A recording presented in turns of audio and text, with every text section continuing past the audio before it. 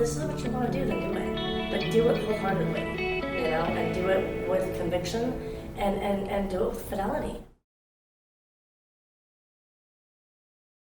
Hi, welcome to the latest edition of the current Tory University California's Alumni Podcast.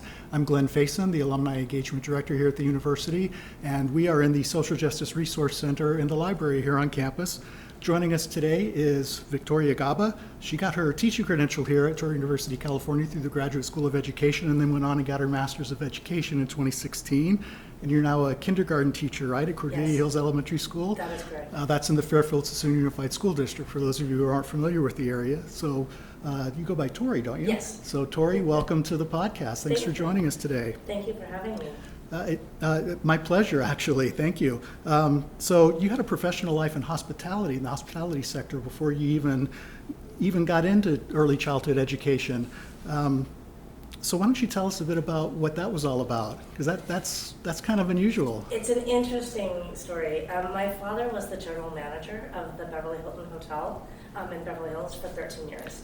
And so I grew up in the business. My grandfather was in the business, my aunt and uncle are in the business.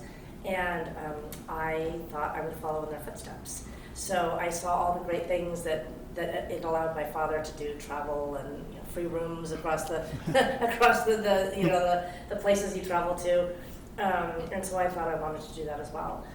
So I went to University of San Francisco, and I got a degree in business with an emphasis in hotel management. Okay. And started in the hotel business.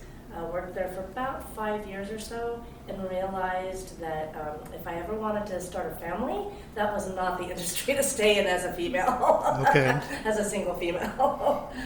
So, yeah. Okay. So we've had a prior conversation, a couple of them actually, and you shared with me during one of those talks that you consider early childhood education as your first love. That's correct.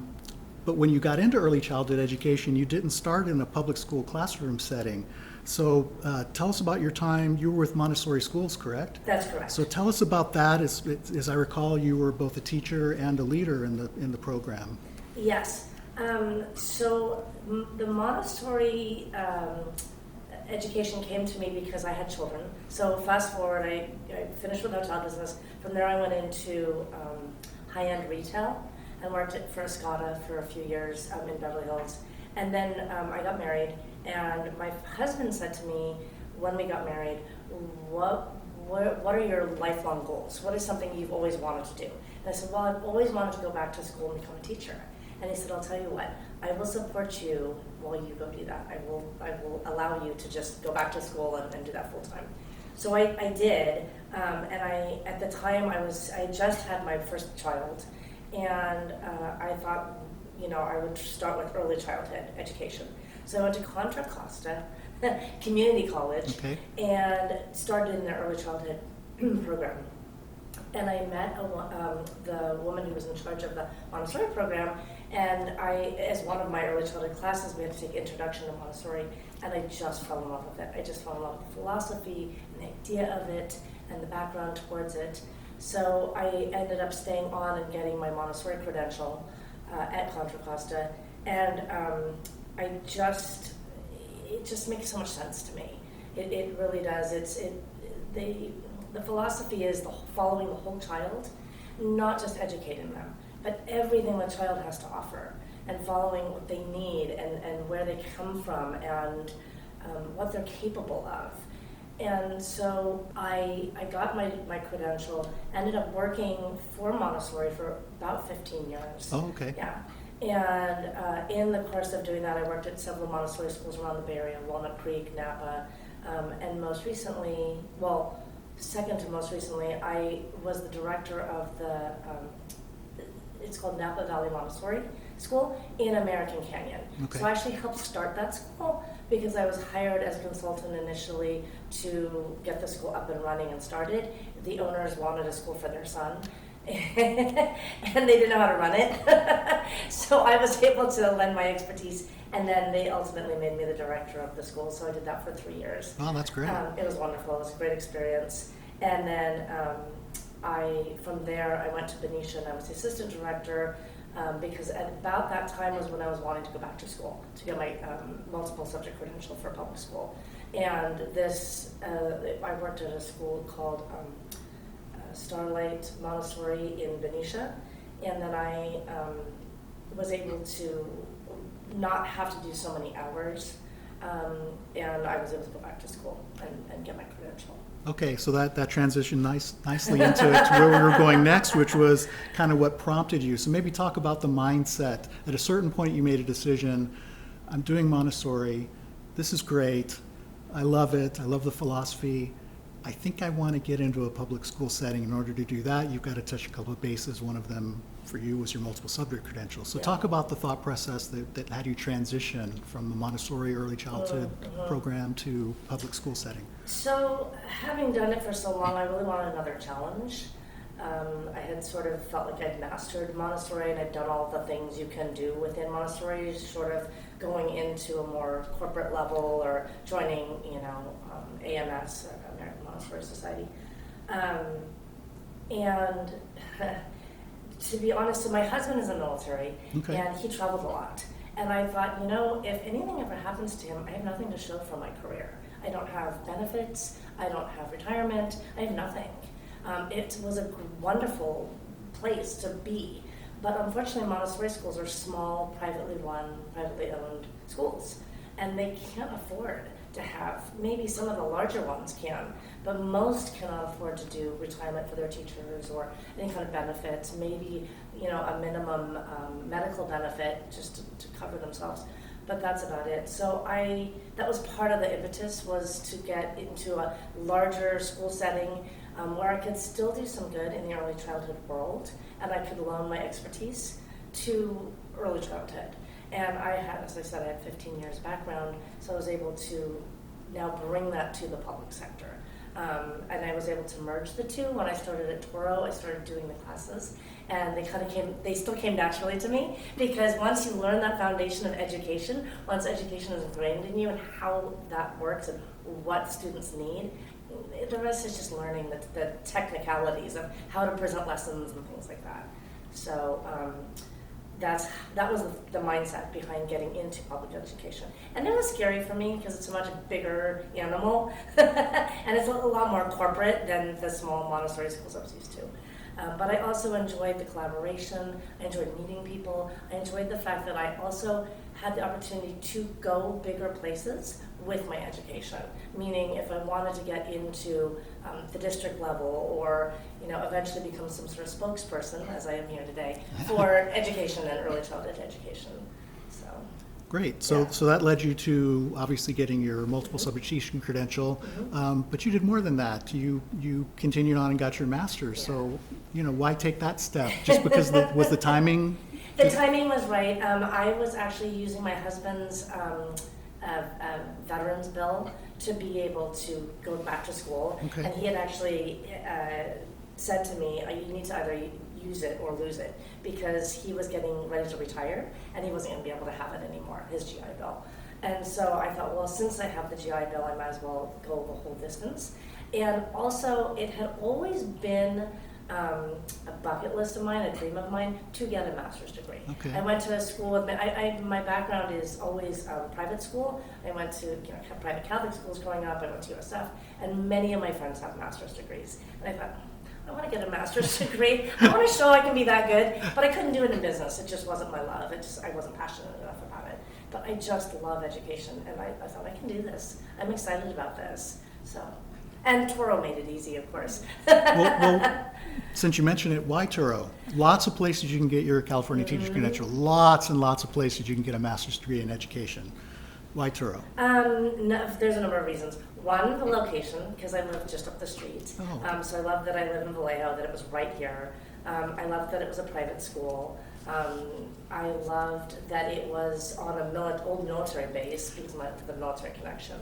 And the biggest reason was I recognized that I would be going to school with local people in the community, and that I would be meeting and networking with local educators. So I would actually now know people to get into education and to collaborate with them. And in fact, that's exactly what happened. Is my first job was because I was able to do observations at Fairfield-Suisun Unified, because a lot of the people I was either working with or some of the professors that worked here were in education, and they were teaching either at Fairfield or Vallejo, and Okay. I really enjoyed that it was all part of the community, it was all local. So your cohort kind of became a professional That's right. family And of that's it. sorts? My cohort became a professional family, Okay. absolutely. Well, yeah. great. You know, I've heard that before. That's not me. I wish I could take credit for that, but I've heard that before. No, and that's a big, a compelling reason to go here for me, because, that's who you want to go. The people you work with are the people you want to learn from. Yeah, and I know a lot of the faculty here are still educating. Yeah, Aside from Touro, Yeah. there may be in a local school district in some capacity that's as well. correct. Yeah, exactly. Yeah. In fact, I did in the summer.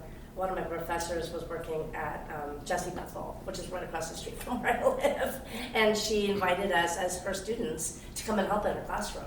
Oh, And wonderful. That's a great experience. Yeah, exactly. my wife's a teacher, and she talks about those kinds of experiences and how Yeah. important they were when she was starting out. Exactly. Yeah. So, kindergarten teacher, Mhm. right? Tell us what that's all about, and why, why the little ones? It's the beginning of life. They're pure, they're innocent, and I feel like, and part of this is my Montessori training, I have the opportunity to make the biggest impact at that point.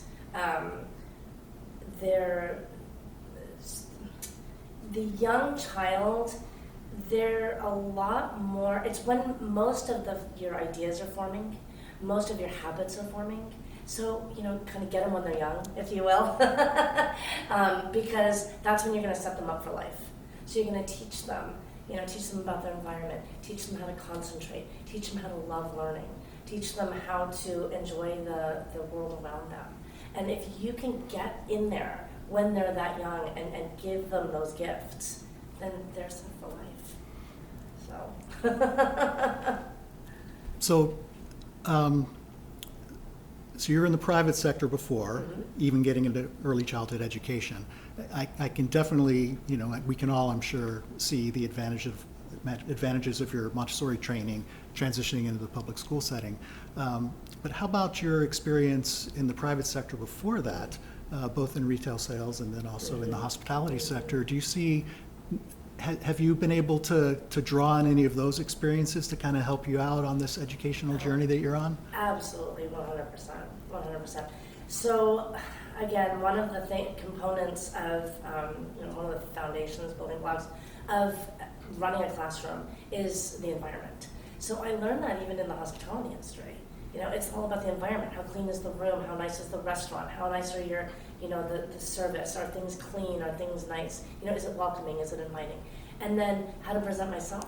Am I being welcoming? Am I being inviting? Because 50% of your clientele, if you will, in education are the parents. Oh, yeah. So you have to present to them as well. So if you present that you're professional and you know what's going on and you're very in charge and you can present in front of the public, that's 50% of what you do in education. The other funny story is when I was in retail, one of our clients was the Sultan of Brunei.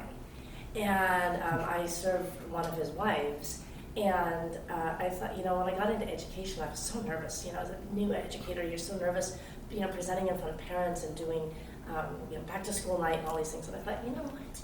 If I could take care of the Sultan of Brunei, I can handle these parents. And the same thing with when you have an irate parent.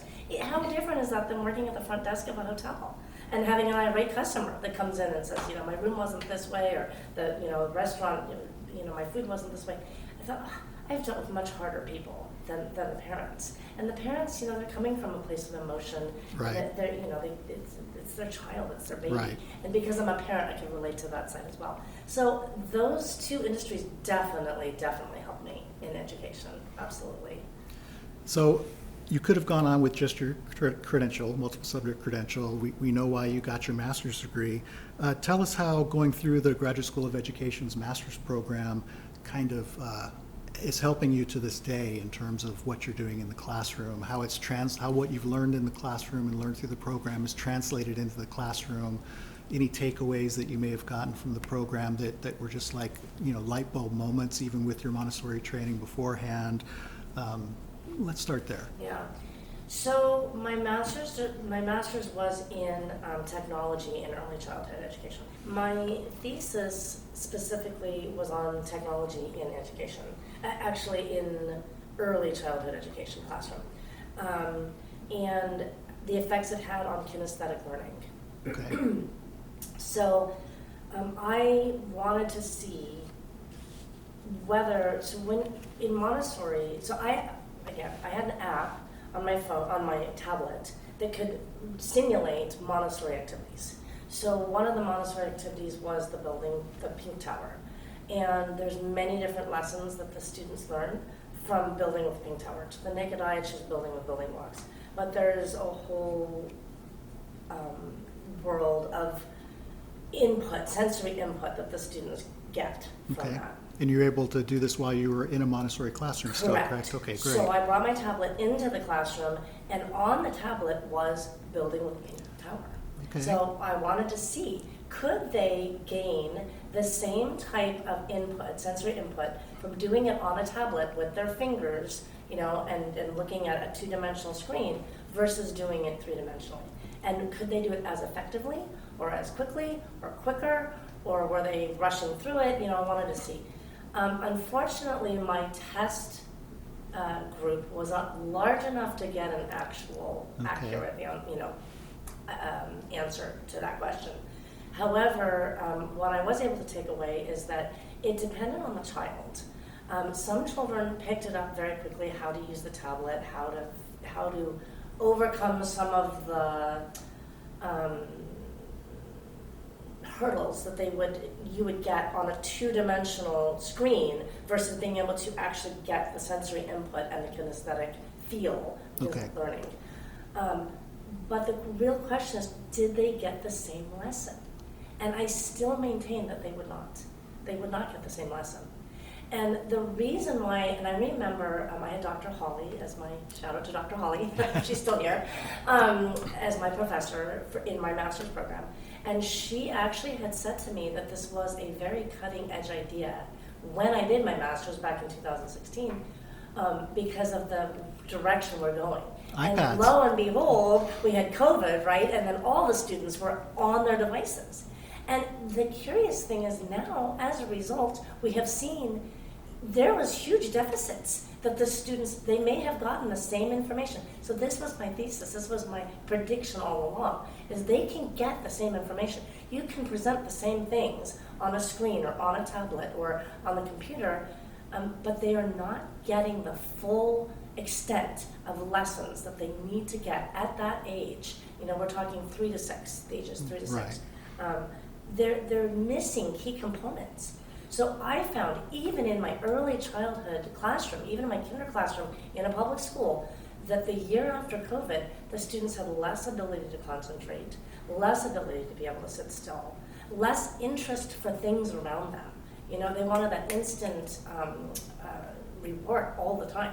They're used to looking at YouTube. They're used to having it instantaneous. You swipe your screen and it happens automatically for you. Versus back in my original thesis, where they're holding the pink blocks and they're feeling the difference between the weight and the size and the corners of it. And they're getting all of that sensory input, all of that kinesthetic learning, and they're missing that component. And I think now we're really seeing the detriment of relying so heavily on technology for education. How about this year's kindergartners? Are they coming more like your previous pre-COVID kindergartners? They are. My class this year has been lovely because they're interested again. They're interested in books. They're interested in me reading to them. My class right after COVID said, this is boring. Can't we just watch it? Can't we just watch a video of somebody reading to us? I thought, no, I'm going to read you a book. It's not fast enough. And now the students again are excited about learning and excited about the role in front of them. So for, I'll just use my wife as an example, a 6th grade teacher, 5 years from now, she'll be back 4 or 5 years from now, maybe back to what was normal in terms of, where the children are in terms of their level of engagement and their level of advancement through the curriculum. I feel so. The unfortunate thing is technology is here to stay. And you are going to have those families that are still reliant on handing their child a device. But I think the parents that became savvy and watched their older students struggle with the technology are more apt to give less technology to the young students. Because my class this year, a lot of them, I talked about something about reading online, and they said, no, I never read online. They had no idea that you even could. So I thought, oh, hallelujah, like that's great for the parents, right? Kudos to the parents for being able to recognize that. So you made the shift from outside of education into education. What recommendations would you have for anybody today thinking about, you know what, I think I can be a teacher. I've been doing this for 10 years. I think I want to do teaching. What recommendations would you have for anyone thinking along those lines today? Now that not that COVID's in our rear view, but we're moving in that direction where COVID's kind of in our rear view and it's just kind of a part of everyday life at this point. My biggest advice to anyone interested in going into education is to really be solid on your why. Why are you doing it? It cannot be about the money. It cannot be just about the benefits. You know, I get holidays, I get, union behind me, that kind of thing. It can't be about that. There's going to be heartbreak. There's going to be tears. There's going to be disappointment. There's going to be failures. It's a tough industry to go into. You have to be solid as to why you are doing this. And if your answer is because you truly feel like you can make a difference, then you're on the right path. I would say there's also a lot of reward. There's a lot to be, celebrated in education. And you are going to make a difference to those kids. Maybe not all of them. You're going to have a few that maybe you didn't make a difference to. But the ones you make a difference to, you have to think that person could be a world leader one day. It's true. And I had a small bit in their upbringing, in their future, in their development. And it's so exciting, it's so exciting. And the connection, the personal connections that you're gonna make, not just with the students, but with your team, with your cohorts, with your, I love education because I like the being able to work together, as a team, collaboration, the collaboration that you get. It was something that you don't get in every industry.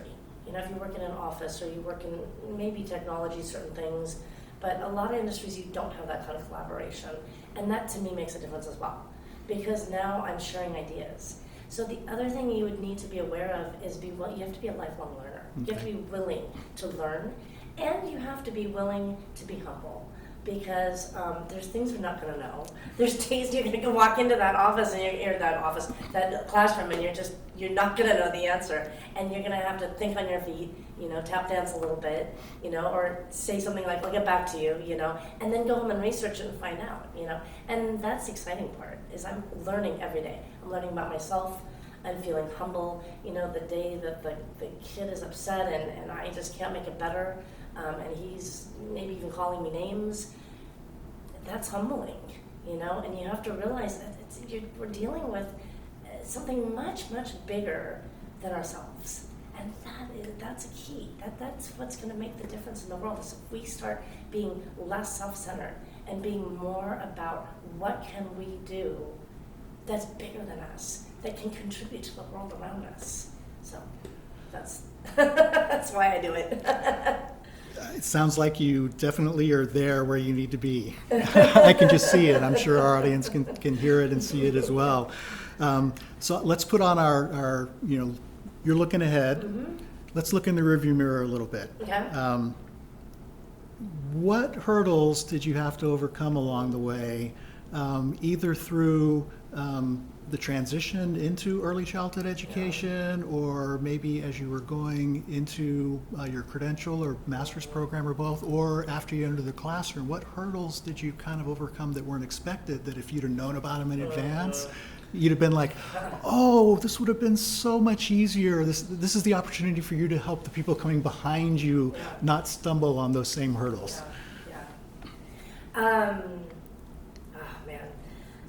The biggest one is the testing. Testing, testing, testing. It is no joke. It is no joke, people. Testing is a real thing. I am currently working with multiple people trying to get their credential, and the thing that's holding them back the most is the testing. And I was fortunate. I got through almost all of my tests up until the RECA, and I had to take the RECA 3 times. So for those who aren't in education, Oh, sorry. That's The okay. RECA is, I forget what it stands for, but it's reading. It's the reading comprehension. Okay. It's how we teach reading. Okay. And it's the technicalities that go into teaching reading. okay, Is what it is. state mandated for the, State Okay. mandated. Mm-hmm. It's a 3-hour test, I believe. okay, And it costs money. It's, yeah, you gotta pay for all these tests. So that is something that I think anyone going into this industry needs to be aware. The money involved in the testing, to be prepared for the testing, to have the right mindset for the testing, because I've known wonderful, beautiful educators that I went to school with here at Touro that were, aces in their Touro program, getting recommendations from the professors, great students, working really hard, great potential, couldn't get through the testing, could not get through the testing. It was either anxiety inducing, or they missed it by 2 points, or whatever it is. And that darn testing, and I say this almost as a public service announcement, because I don't know who's going to see this this recording or not, but that has to be looked at for educators, because we're losing good people because they either can't afford it, or they can't get through it, or it's so anxiety inducing. I mean, you go into it's a standardized thing. You have to pay in advance. It's through the state. You go to some strange testing location you've probably never been to. You go into a room where they pretty much almost have to pad you down. You can't have anything with you. They close the door. You're in front of a computer, and you're there for 3 hours, and it can make or break you. And I don't know how I got through it. I really don't. I think I was absolutely determined, because I really, really wanted to do this. But yeah, that testing that's a hurdle that you're going to have to overcome. The other thing is just grit and determination. Interesting story about myself. I had a house fire in the middle of my program, in the middle of my Touro program. wow, And I remember we had to be out of our house. We came home from the weekend. We got home on a Sunday night. We opened the front door. There was water on the ground and smoke in the air. And I thought, what happened in here? And we had to that night, leave our home and go sleep in a motel. And the only thing I could think of is, I hope it has Wi-Fi so I can get my assignments done for my education program. I was that determined. I thought, I don't care what happened to my house. I need Wi-Fi so I can get through my education program. So you have to be that kind of determined. You can't let things throw you by the wayside. If this is what you want to do, then do it. But do it wholeheartedly, and do it with conviction, and do it with fidelity. So. well, that's great. I think that's about it for our time today. Okay, great. It goes by quickly, doesn't it? It does. So, Tory, I want to thank you for joining us today, taking your time out of your day and coming back on campus. When's the last time you were here? Oh my gosh, probably about 6 years ago. Oh, okay. I'll give you a quick tour when we finish up Yeah. here. But for the rest of you, I want to thank you for joining us for this edition of The Current. And until next time, take care.